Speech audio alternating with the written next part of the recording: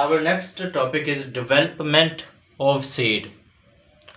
As in the previous lecture, I already have told you or explained it to you that seed is of two types, and seed develop from the ovule of ovary. After fertilization forms seed, and there are two types of the seeds: gymnospermic seed and angiospermic seed, meaning the seed with seed coat and the seed without seed coat. The plants which produce seed without seed coat are called gymnosperms, and the plants which produce the seed with seed coat are called angiosperms. We will discuss here the typical angiospermic seed.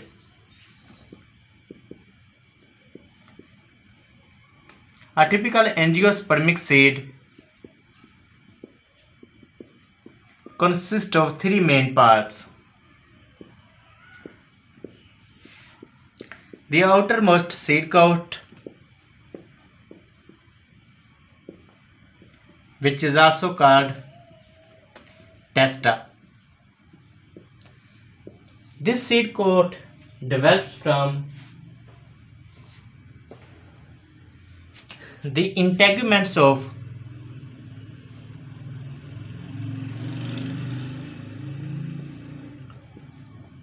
ovules. The covering of the ovule forms the seed coat in the future, and seed coat may be thin, papery or soft, or seed coat may be thick and hard.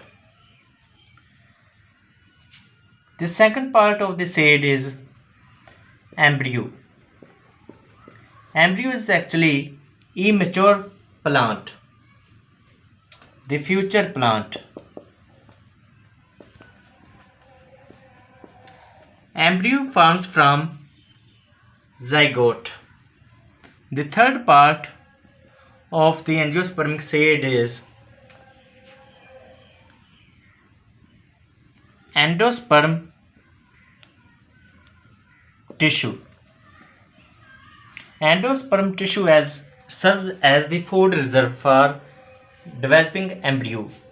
Seed coat protects embryo as well as endosperm tissue. When we look at a seed, we see these following structures.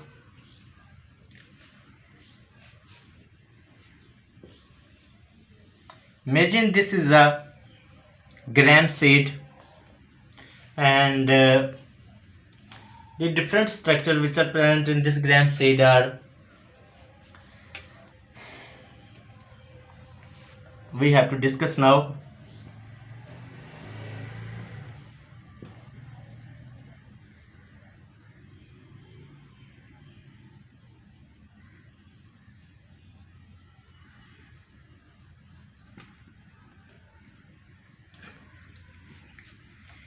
These two halves of the seed coat are partitioned to give the gram seed its characteristic shape. This portion of the gram seed is called hilum. There is a scar in the seed coat that is called hilum. This area is called hilum. The central pinpoint area, the tip of the hilum, is called micropyle. Micro means small, pyle means opening. Micropyle is the small opening which is present in the center of the hilum and which seeds use to absorb the water during germination. This structure, which is present at the base exactly opposite to the hilum, is called embryo of the seed. The upper portion of the embryo, this is called plumule, and this basal portion of the embryo is called radicle. A typical embryo consists of three structures: the basal radicle, the upper plumule, and two specialized leaves or structures around the radicle and plumule, which are called cotyledons. Some embryos may consist of single cotyledon. Such embryos are called monocotyledonous, but mostly embryo consists of two cotyledons, two embryonic leaves, and such plants are called, or such embryos called, dicotyledonous. The gram seed is dicotyledon. On the point of joining of the cotyledons, there are two characteristic microscopic stems. The upper stem, where two cotyledons join together about this position, the upper stem is called epicotyle, and the lower stem is called hypocotyle.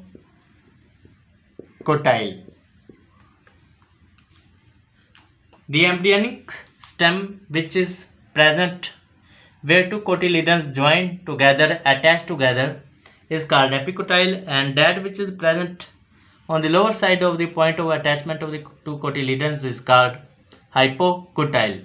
Epicotyle and hypocotyle help in the process of germination, and the plumule of the embryo becomes, after germination, a shoot or stem of the new plant, and the radicle become root. The first structure, which where we sow the seed in the soil, is root coming out of the radicle, and the second being shoot or stem from the plumule.